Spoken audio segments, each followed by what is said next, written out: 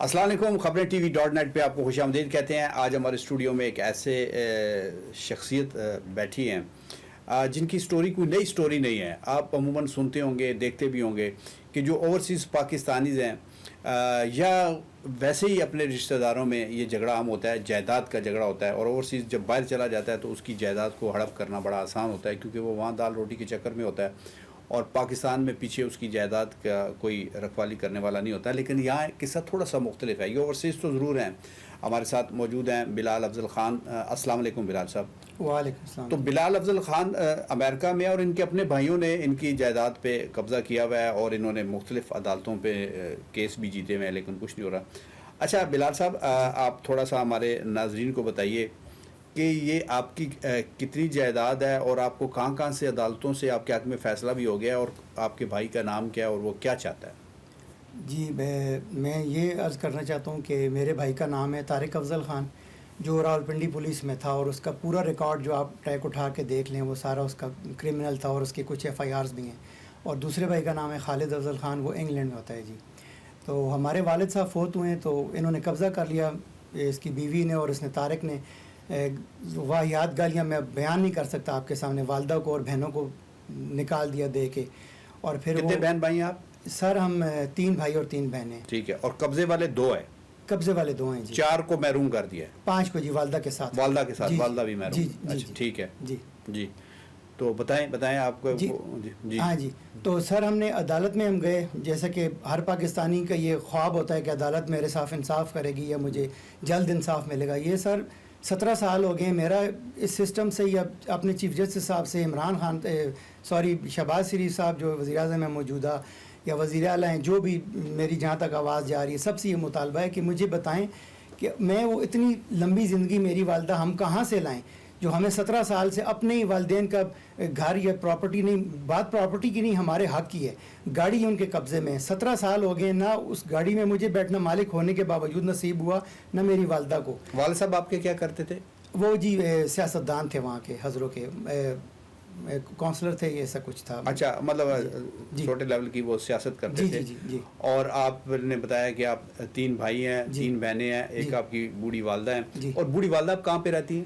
سر وہ میرے ساتھ بہن کے گھر میں، کیونکہ انہوں نے ہمیں نکال دیا 17 سال سے، میں بھی بہن کے گھر میں ہوتا ہوں اور والدہ بھی بہن کے گھر میں ہوتی ہیں۔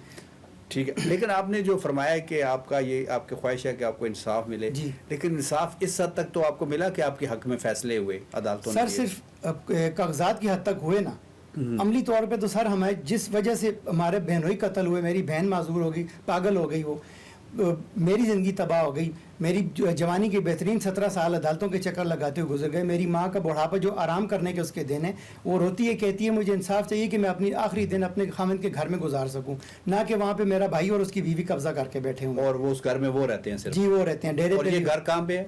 یہ سر حضروں میں ہے جی۔ حضروں میں ہے؟ جی جی۔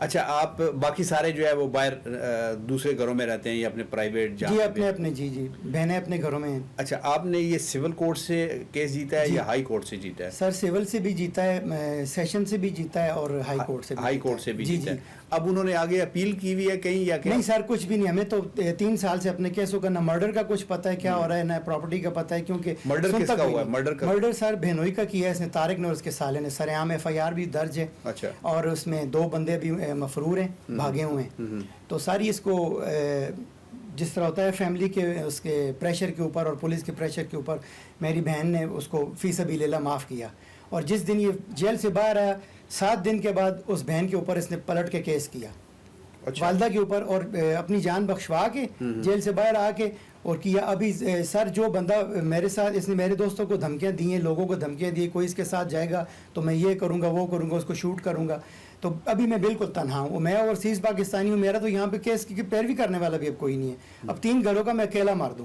مجھے آپ بتائیں میں اپنی دال روٹی کے چکر میں وہاں پہ جاؤں یا یہاں پہ میں عدالتوں میں تاریخیں بھگتوں؟ میرا تو یہاں پہ کوئی بھی نہیں ہے، اور میری ہاتھ جوڑ کے اپیل ہے چیف جسٹس صاحب، ہم عام لوگ ہیں، ہم کوئی بڑے لوگ نہیں ہیں جو آپ سے کچھ مانگ رہے ہیں، آپ آدھی رات کو بھی عدالتیں کھولتے ہیں، اور ابھی میرے جذبات پہ کنٹرول مشکل ہو رہا ہے، تو میری آپ سے اپیل ہے مجھے میرا حق دیں بس۔ تو بلال صاحب، جب آپ ہائی کورٹ نے آپ کے حق میں فیصلہ دے دیا ہے جی، تو آپ پھر اس کو رجوع تو کریں نا کہ آپ کے فیصلے پہ عمل داری نہیں ہو رہی، اور اس کے حوالے سے آپ اس کا جی سر سب کچھ کیا ہے لیکن وہ ہماری عدالت بھی نہیں سنتی. میں جج کے پاس جاتے ہوں تو جج صاحب کہتے ہیں ہم کیا کر سکتے ہیں. تو میں نے کہا جج صاحب عدالت بھی کچھ نہیں کر سکتی, پولیس بھی کچھ نہیں کر سکتی, تو پھر ہم کدھر جائیں انصاف کے لیے, کدھر جائیں؟ ہم پاکستانی ہیں, کوئی ہم غیر ملکی تو نہیں ہیں. اپنے والدین کی پراپرٹی آپ سے مانگ رہے ہیں, کوئی بھیک نہیں مانگ رہے, کچھ اس کا نہیں مانگ رہے کہ اس کا ہمیں لے کر دیں. ہمیں بس ہمارا حق دیا جائے. میری بوڑھی والدہ 90 سال کی ہیں تو ان کو بس انصاف, ہمیں انصاف چاہیے بس. چلیں جی, اب آپ کہہ رہے ہیں کہ کورٹس کے جو فیصلے ہیں وہ بھی آپ کے حق میں ہو چکے ہیں لیکن اس کو کوئی ماننے کے لیے تیار نہیں.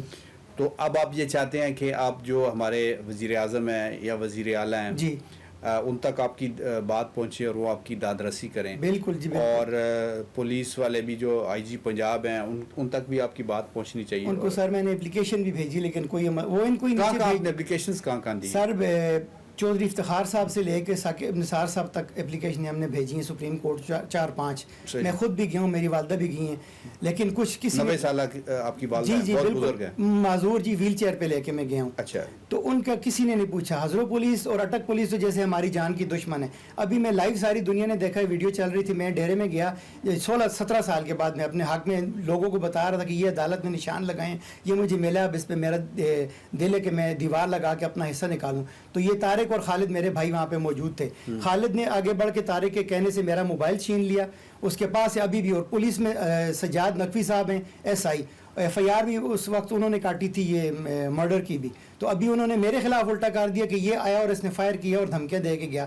میں بے بس آدمی ہوں سر, میں کسی کو کیا دھمکیاں دوں گا؟ اور جو لائیو ویڈیو لوگ دیکھ رہے تھے سارے, میرا ان سے سوال ہے, آپ لوگوں نے کوئی پسٹل دیکھا تھا میرے ہاتھ میں, کوئی دھمکی دے کے؟ میں تو یہ کہہ رہا تھا بار بار بھائیوں کو کہ میں یہاں لڑنے کے لیے نہیں آیا, میں اپنا حق لینے کے لیے آؤں.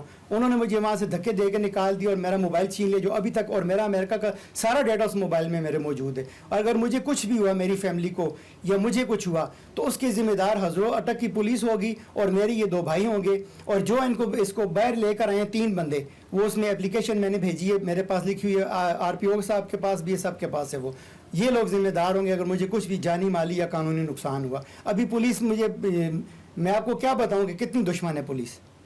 میرے ساتھ سیاست نہیں ہے, بس میرے سپورٹ. تو جناب یہ کوئی سٹوری ایک گھر کی نہیں ہے, یہ آپ کو جا بجا یہ سٹوریاں ملتی ہیں. کچہری بھی آپ چلے جائیں, آپ کو بہت ساری ایسی سٹوریز ملیں گی. لوگ اپنی حق لینے کے لیے, اپنی جائیداد لینے کے لیے, انصاف لینے کے لیے بوڑھے ہو جاتے ہیں لیکن انہیں انصاف نہیں ملتا. اور ان کا کیس تو ایسا ہے جو عموماً یہ بھی ہوتا ہے کہ عدالتیں حق میں فیصلہ بھی دے دیتی ہیں, وہ جب سارے شواہد ان کو ملتے ہیں تو حق میں فیصلہ بھی دیتی ہیں, لیکن پولیس ایک ایسا ہتھیار ہے کہ جو جس کی مرضی ہوتی ہے وہ کرتے ہیں. تو ان کی داد رسی ہونی چاہیے, چاہے پولیس کی سطح پہ ہو, چاہے حکومت کی سطح پہ ہو, چاہے عدالت کی سطح پہ ہو, ان کی داد رسی ہونی چاہیے اور ان کو ان کا حق ملنا چاہیے. تو جناب یہ تھی ہماری ایک چھوٹی سی سٹوری جو بلال افضل خان کی زبانی آپ نے سنی. ہماری دعا بھی ہے اور ہماری کوشش بھی ہے کہ ان کو اللہ تعالیٰ ان کا حق دلائے اور عدالتیں تھوڑا سا کان کھولیں. اپنا خیال رکھیے گا, ہمارا چینل سبسکرائب کیجیے گا, لائک کیجیے گا, شیئر کیجیے گا. پاکستان زندہ باد.